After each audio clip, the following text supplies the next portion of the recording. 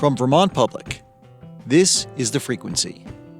I'm Mitch Wertlieb. It's Thursday, March 20th, and here are today's headlines. The Vermont Senate has given preliminary approval to legislation creating a special disaster relief fund for farmers who suffer losses due to extreme weather. Windsor Senator Joe Major told his colleagues the state's agriculture sector incurred almost $60 million in losses over the past 2 years from floods, high winds, and late frosts. Major says the new fund is needed because many farmers can't afford crop insurance. Weather events such as flooding, droughts, high winds, hail, and abnormal freezing conditions have significantly impacted farm productivity, leaving them vulnerable to severe financial distress following weather-related losses. The bill calls for an initial investment of $7.5 million. It's set to come up for final approval today.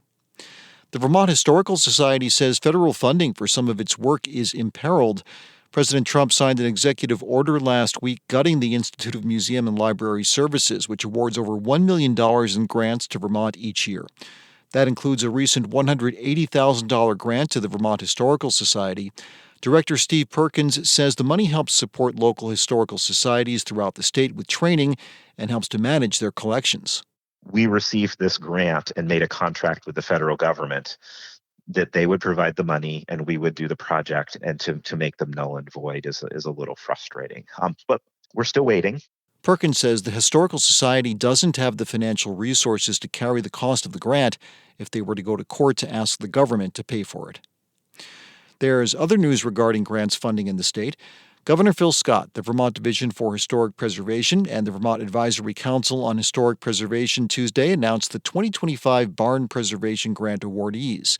The matching grants were awarded to 23 projects in 11 counties, including the replacement of a portion of concrete foundation with traditional stonework at Bread and Puppet's main barn in Glover.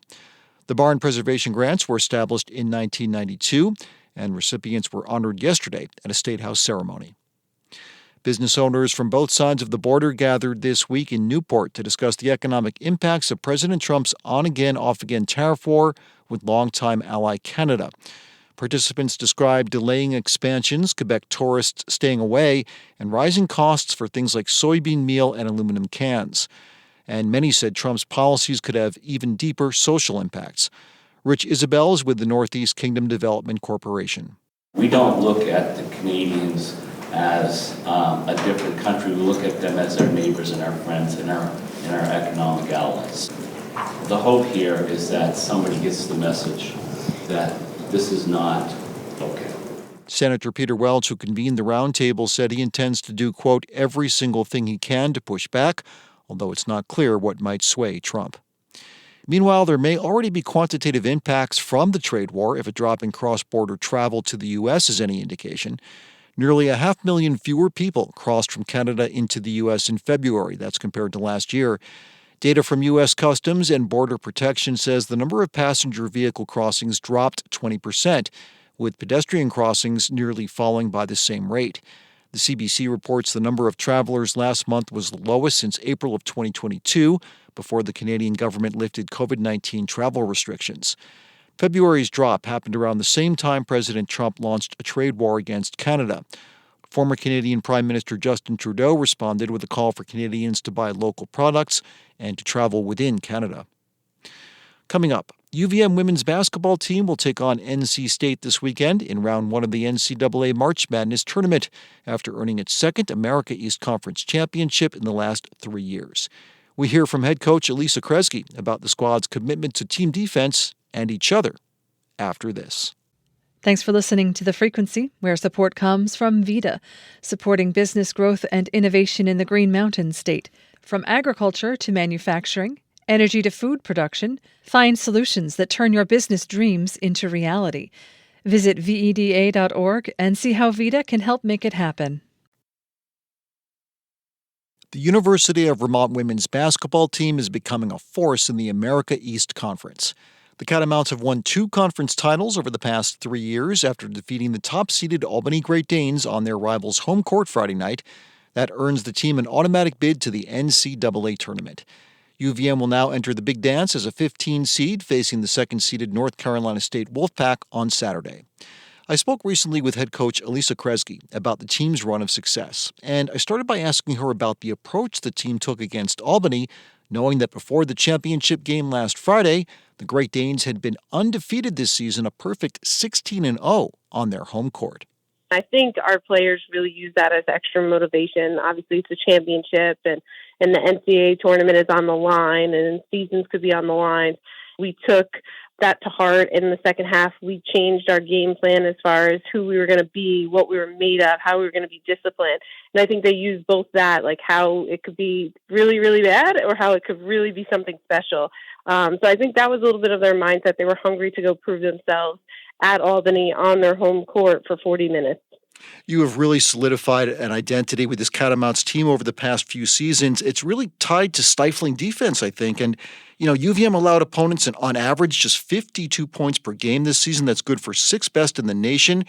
And yet you don't have a lot of size inside the paint necessarily to guard the rim or one or two shutdown players. How have you been able to establish what appears to be a commitment to total team defense this season? I mean, they really, truly are bought in, as you mentioned. It's really team defense, being bought into understanding our rules, how to have each other's backs. We talk a lot about having each other's backs. Don't leave anybody on an island. They understand that it's hard work and that if we want a chance to win, they're going to have to give it everything, and they're bought in. The starting five has been so consistent all year, in particular against Albany. I'd love you to talk about the play of Latvian native Nicola Priada. She really stood out in that game, came real close to a double-double, finished with 20 points, 9 rebounds. What has her impact been for this team, and how was the adjustment period for her coming over as an international player to Vermont? Any player coming to college, it's a new system. But for Nicola, too, it was finding her comfort zone and speaking the language. I think she never gave herself credit. She speaks the language pretty good, but I think there was a comfort level that she had to get to. And so I think when you talk about international players, it's just another layer to trying to get comfortable in a new system and college, away from home, very far from home. The biggest thing for us, I think, is she's added another really good defender. She can switch really and cover 1 through 5, and I think that's elevated our team defense. Nicola on the floor, really just being able to defend every position for us. A player that just loves playing basketball. So when the lights are on, there's Nicola. There's nothing that she's afraid of. Sure seems that way, and it seems like the whole team has really embraced her and each other, too. You can see it in the pregame warm-ups. I mean, everybody just looks so elated to be there and just happy to get the game started. The closeness of the team really is important, isn't it? Absolutely. I've talked about this recently, but I was worried who was kind of going to be our playmaker, our alpha, and I was worried that was going to be our Achilles heel, and I think it turned into a big strength of ours. It could be anybody's day, and they're just so excited for whoever's day it is. If somebody's having a tough day, somebody else steps up, and everybody celebrates them, and it's been really special to see. They truly, truly love each other and are so excited to celebrate each other more than themselves. So, Coach, obviously a tough task ahead taking on NC State Saturday, a powerhouse in the college game in both men's and women's hoops. But, upsets happen. And I am curious about your message to the team heading into this game. Do you embrace the underdog mentality, kind of point to maybe previous David versus Goliath's upsets, or is it more of a mindset to just have the Catamounts play their own game, let the chips fall where they may? Yeah, I think we've always talked about having an underdog, mentality as far as how we attack practice, every game, every possession. Like, you're always just hungry. You want to fight. You don't want to be complacent or on your heel. We're not going to get taller, or stronger, or bigger in 2 days, right? But we can get smarter and we can be more disciplined. So really trying to control the controllables. We're going to have to try to do some things that are, try to outsmart, if you will, because again, we're not going to have the size or the quickness advantage-wise. But I think there's ways that we can counter that, and we're going to embrace who we are. Nobody's picking us to win this game, but I think we're going to give it absolutely everything. And as you mentioned, let the chips fall where they may. Alisa Kresge is the head coach for the UVM women's basketball team. The Catamounts tip off against NC State Saturday at 2 p.m. in round 1 of the NCAA tournament. That game will be broadcast nationally on ESPN. Coach Kresge, thank you so much for taking the time. Really appreciate it, and good luck on Saturday. Oh, thanks so much. We really appreciate the support.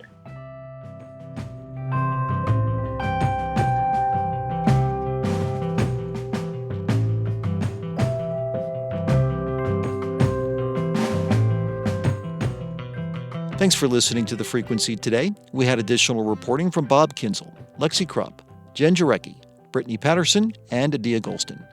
Our executive producer is Kevin Trevelyan, and our music is by Blue Dot Sessions. I'm Mitch Wertlieb. Talk to you tomorrow.